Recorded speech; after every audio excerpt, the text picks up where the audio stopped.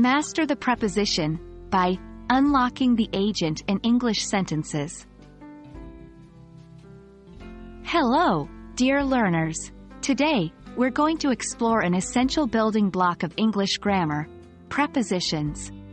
Specifically, we'll focus on the preposition by and how it is used to indicate the doer of an action, also known as the agent.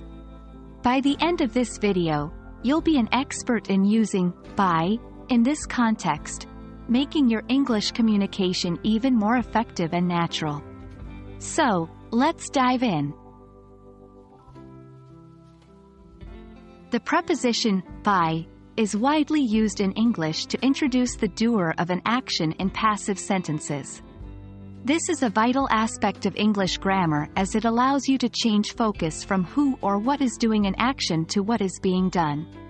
For instance, in the sentence, "The book was written by George Orwell," by is used before George Orwell to show that he is the one who performed the action of writing the book.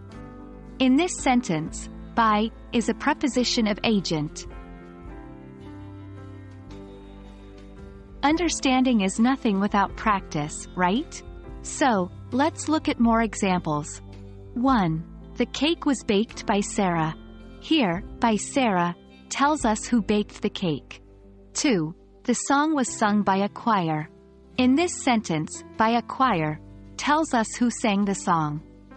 The key to recognizing the agent in these sentences is to find the word or phrase following by. It identifies the person or thing performing the action.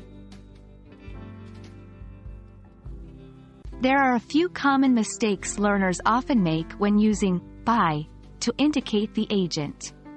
For example, sometimes, learners might forget to use by altogether, leading to sentences like, "The cake was baked, Sarah."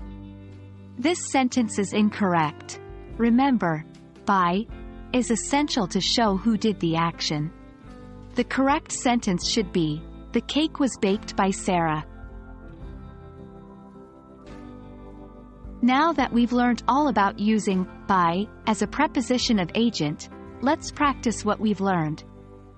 I'll give you some sentences, and your task is to convert them into passive voice using by. Here they are. 1. John painted the house. 2. The teacher corrected the exams. 3.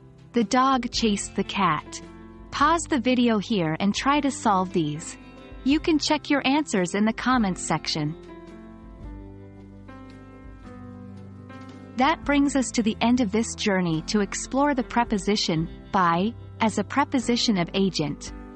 Hopefully, this video has made it clear how by can be used to indicate the doer of an action, making your English sentences more diverse and your expression more fluent.